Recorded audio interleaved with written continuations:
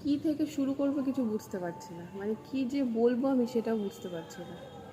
এখন আরজি করের ঘটনা নিয়ে সবাই এখন প্রতিবাদ হচ্ছে, মিছিল চলছে। শেষ পর্যন্ত কতটা কি বিচার হবে জানি না। সবাই চাইছে যে বিচার হোক, আমিও সেটাই চাইছি। আর অনেকেই হয়তো এই ব্যাপারটা নিয়ে একটু ট্রমাটাইজ হয়ে রয়েছে, আর তার মধ্যে আমিও পড়ি। আমাদের আমাদের এক চেনাশোনা আছে, ওনার হয়তো আশেপাশে বা উনি হয়তো চেনে তাদের, তো তাই বলছে যে মেয়েটা অনেক ভালো ছিল, সবই বলছে। মানে আমি যত এটা এইসব শুনছি আমার না মানে শরীরগুলো কেমন একটা করছে। কারণ আমারও বাড়িতে মেয়ে আছে, আমারও বাচ্চা আছে। তো সে তো একজন ডাক্তার ছিল, আমারও হয়তো একটা স্বপ্ন আছে, আমার মেয়েকে আমি ডাক্তার তৈরি করবো বড় হলে। আমার মেয়ে দেশের সেবা করবে, সবার প্রাণ বাঁচাবে। কিন্তু একটা প্রশ্ন, আমার মেয়েকে কে বাঁচাবে? আমার মেয়ে সবাইকে বাঁচাবে, সবার প্রাণ বাঁচাবে, কিন্তু আমার মেয়ের প্রাণটা কে বাঁচাবে? সেটাই এখন প্রশ্ন হয়ে উঠছে। মানে মেয়েরা রাত হলে ঘর থেকে বেরোতে পারবে না, এটা কেন হবে? আমরা আমরা কোনো মেয়ে কেন রাতে বেরোতে পারবে না, যখন খুশি আসতে পারবে না, যখন খুশি রাস্তায় বেরোতে পারবে না? এটা তো হতে পারে না, না?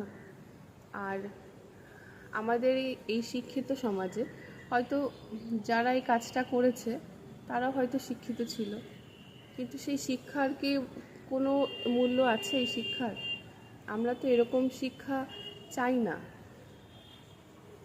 মানে যারা এরকম করেছে তারাও শিক্ষিত, কিন্তু এই কাজটা কি করে হলো? মানে যেই দিন আমি ব্যাপারটা শুনলাম, আর আমরা তো নিজের চোখে দেখিনি, যখন খবরে এইসব শুনছি, খবরে দেখছি, মানে আমি আমি যত দেখছি না আমার কেমন একটা লাগছে, শরীরের মধ্যে কেমন লাগছে। আমার মেয়ে যত বড় হচ্ছে তত ভাবছে যে আমার মেয়েটাকেও তো আমি বাইরে পাঠাবো, আমার মেয়েটাও বাইরে যাবে বড় হলে কিছু তো একটা হবে। তখন আমার মেয়েটা একা একা কী করে থাকবে? আমি তাকে কী করে বা পাঠাবো? আর এখন এখন এখনকার যুগ, আর আমার মেয়ে যখন বড় হবে তখন আরও সব কিছু আপডেট হয়ে যাবে, তখন বাচ্চারা আরও আরও অন্যরকম হয়ে যাবে। তখন হয়তো মানে সমাজটা হয়তো আরও হিংস্র হয়ে উঠবে, এরকম কিছু একটা হবে।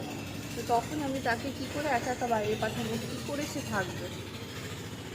এখন ভাবছি তাহলে কি পড়াশুনো করাটাই কি ভুল?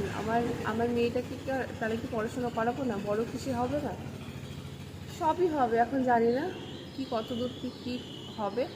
আমি এখনও খবর খুব একটা খুলছি না, আমি খবর মানে খুললেই আমার খালি ফোনও সেরকম ঘাটছি না। আমিও তো ভিডিও করি, সবই করি, কিন্তু এই কদিন আমার ভিডিও করার কোনো মানসিকতাই নেই। এতদিন হয়ে গেল আমি কোনো ভিডিও ছাড়ছি না, কিচ্ছু ছাড়ছি না, কিছু করতেই ইচ্ছা করছে না। মানে যখনই ভাবছি, আর আমার যখন এগুলো দেখছি, যখন ভাবছি, তখন আমার মেয়ের মুখটা মনে পড়ছে।